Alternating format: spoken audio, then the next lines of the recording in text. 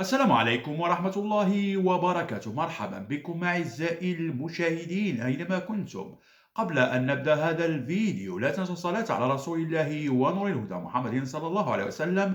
ولا تنسوا كذلك أعزائي المشاهدين الاشتراك في القناة وتفعيل زر الجرس ليصلكم كل جديد. في هذا العدد أعزائي المشاهدين راح نتطرق للحديث عن الاتحاد الإفريقي لكرة القدم الكاف يقرر استدعاء الناخب الوطني جمال بلماضي من أجل سماع أقواله بسبب التصريحات التي أطلقها ضد الحكم المرتشي الغامبي باكاري كاساما، في وقت أن لاعب كاميروني سابق تحدثنا عنه إدريس محمد الذي تحدث وفضح أن هذا الحكم تلقى رشوة من رئيس الاتحاد الكاميروني صامويل إيتو. لماذا الكاف لا يستدعي كما قلنا الحكم الفاسد والمرتشي باكاري كاساما ويستدعي الناخب الوطني جمال بلماضي؟ راح نحلل لذلك ونفضح كل الأوراق عن أجهزة الكاف وأعضائه الذين يريدون ليس فقط عدم تأهل الجزائر للمونديال، بل يريدون أكثر من ذلك، أن يضربوا كما قلنا لاستقالة الناخب الوطني من المنتخب الوطني كما قلنا،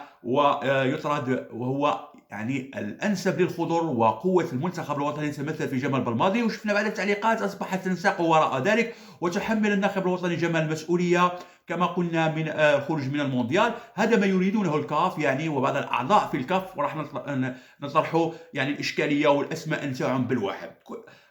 كنا تحدثنا وصرحنا أن لاعب كاميروني سابق إدريس محمد في فيديو تداولته مواقع التواصل الاجتماعي وحتى موقع 11 مونديال وبعض المواقع العالمية والعربية مثل وين وين سبور القطرية، أن رئيس الاتحاد الكاميروني صامويل إيتو قام بشراء الحكم الغامبي باكاري كاساما من أجل الإطاحة بالمنتخب الوطني الجزائري في نهاية تصفية كأس العالم قطر 2022. وكان الفاف تقدم كما قلنا بتظلم ضد هذا الحكم، وانتظرنا كما قلنا الرد الكافي من أجل تصعيدها للمحكمة الرياضية الطاس، ولكن لم ترد الفيفا، وهنا نقطة استفهام كبيرة نضع عنها كما قلنا سطرين.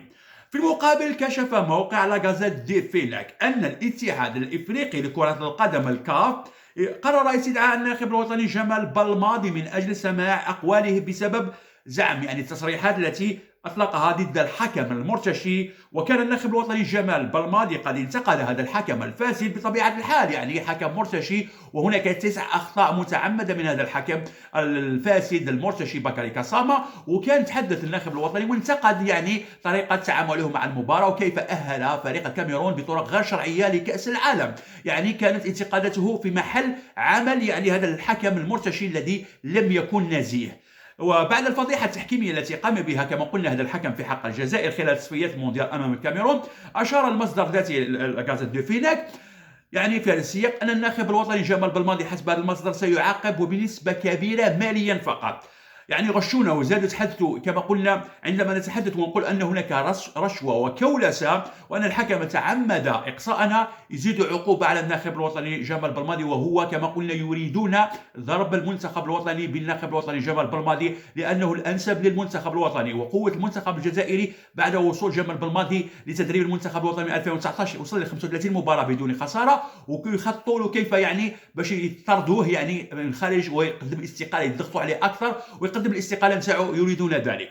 الغريب في الأمر أن التظلم الذي الفاف وضعه في الفيفا لم ترد عليه، لأن لو ردت الفيفا كنا نقدر كما قلنا نصعد الملف للمحكمة الرياضية الطاس ويبان الحق، وكان هناك سيفتح حتما ملف فساد الكاف وأعضائه، كيف عينوا حكام غير نزهاء وشرفاء ومرتشين. وبذلك آخر تصريح للاعب كما قلنا السابق الكاميروني إدريس محمد الذي قال كلنا كاميرونيين نعلم، كما قال يعلمون أن إيتو اشترى الحكم الفاسد باكاري كاساما، والفيفا لم ترد لأنها تعلم لو فتح ملف الفساد راح تطير رؤوس ليس فقط في الكاف بل حتى من داخل الفيفا، لذلك ما حبوش يفتحوا كما قلنا ملف الفساد. وحتى الناخب الوطني جمال بلماضي طلب من جياني إنفانتينو باش يحل ملف الفساد في إفريقيا، وإنفانتينو لم يستمع للناخب الوطني جمال بلماضي لأنه يعلم لو فتح كما قلنا ملف الفساد في إفريقيا تطير رؤوس في الكاف، ومن بينها شيطان الكاف الأكبر هو فوزي القجع الذي كما قلنا هو الذي الآن يحمي قسامة يعني من كما قلنا أردنا أن نقدم التظلم للفيفا، والفيفا ما حبش تفتح ملف الفساد. لو فتحته يطيروا كما قلنا أعضاء في الكاف من بينهم فوزي القجع وأعضاء آخرين كاميرونيين وإفريقيين الذين يعينون الحكام من أجل مصالحهم الخاصة. كما قلنا الحل كان هنا بعد مماطلة كما قلنا الفيفا وعدم ردها على تظلمنا هو الدفع الفيفا للمحكمة الرياضية طاس، لأن المحكمة الرياضية طاس مستقلة على الفيفا، وهذه الفيفا أصبحت لا تمثل الرياضة بل أصبحت هيئة نتاع رشاوي وأموال تحت الطاولة. لذلك المحكمة الرياضية مستقلة وممكن يعني عندما كان ردت علينا ندفعوا كما قلنا الفيفا للمحكمه الرياضيه طلاس. لماذا؟ البعض يقول لك كي تدفع الفيفا من بعد ما تستنى ما والو، هاك تستنوا مازال تستنوا من الفيفا والكاف يعني تنصفكم في باقي الاستحقاقات. من المستحيل ان تنصفنا لان هناك اجنده واعضاء داخل الكاف والفيفا لا يريدون تاهل الجزائر، واحسن دليل ان الكاف الان فيها اعضاء نفسهم يعني هم الذين عينوا الحكام جوجو وبوندو، عينوا قسامه وارادوا الاطاحه ب كما قلنا المنتخب الوطني الجزائري. وتحدثنا للشروح نتحدث أن هناك مخطط كان يخاط كما قلنا، جبنا حتى بعمر فهمي المصري المتوفي السابق الذي تحدث وقال أن قسامة كان أداة في يد عيسى حياة الكاميروني، وبعد ذلك أصبح أداة في يد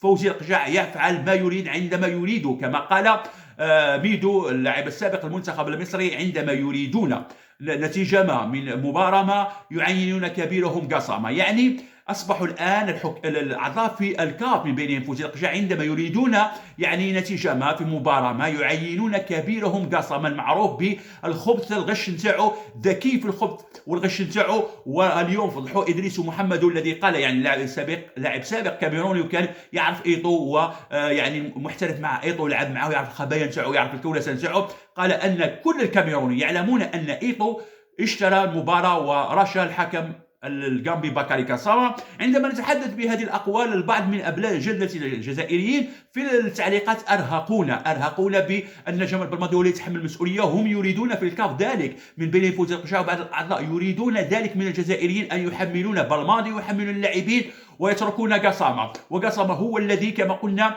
غير المباراة ب9 أخطاء يعني متعمدة. السيناريو المباراة تغير بعدما كانت الجزائر ستفوز ب5-0 أصبح نخسر ب2-1 في سيناريو غريب جدا، وكان بطله الحكم باكاري كاسامة وقلنا أنه مرتشي. واليوم يخرج لاعب سابق كاميروني يقول كل الكاميرونيين وليس فقط هذا لاعب سابق ليس إنسان عادي بل لاعب سابق، يقول كل كاميروني يعلمون أن رئيس الاتحاد الكاميروني سامور إيطو اشترى الحكم الغامبي باكاري كاسامة ورشاه من أجل الإطاحة بالخضر بالجزائر. والآن أصبح الكاف يستدعي الناخب الوطني جمال بلماضي بعدما تحدث وقال واش كاين، يعني انتقد عمل قسامة، لم يتطاول على أي هيئة بل انتقد فقط عمل قسامة أنه يعني كان منحاز للفريق الكاميروني وكان غير سيناريو المباراة بالقرارات نتاعو ليست الخاطئة بل المتعمدة. كما أن الفاف وضع كما قلنا برنامج عالمي من الفيفا يعني تحت الفيفا، هذا البرنامج أقر هناك 9 أخطاء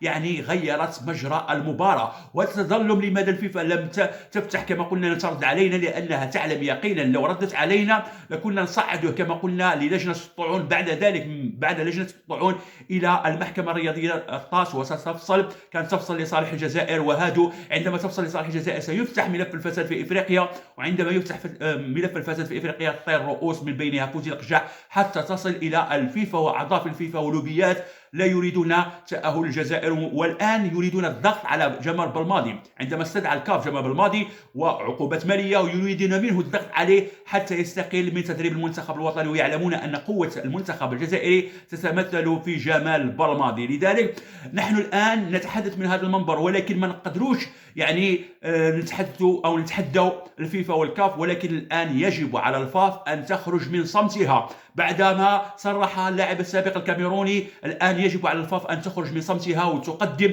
الدلائل الأخرى للمحكمة الرياضية وتمشي بعيد مع الفيفا، لأنهم ظلمونا والآن يريدون أن يعني يضغطوا على الناخب الوطني جمال بلماضي. وصلوا حتى جمال بلماضي والبعض يعني بعض الجزائريين في التعليقات أصبحوا ينساقوا وراء ما يريدون كما قالوا أصبحوا يحملون المسؤولية لجمال بلماضي واللاعبين وتناسوا قسامة. والآن فضحهم لاعب كاميروني من قبل. احنا كنا نتحدث هذه الشهور، احنا نتحدث أن هناك كولسة وأن قسامة ارتشى. الآن تصريح من لاعب سابق كاميروني يقول: كل الكاميرونيين يعلمون أن الرئيس الاتحاد الكاميروني سامويل إيتو اشترى المباراة ورشا بكاري كاساما. الآن لازم على الفاس تحرك وجيب لنا حقنا. والسلام عليكم ورحمة الله وبركاته.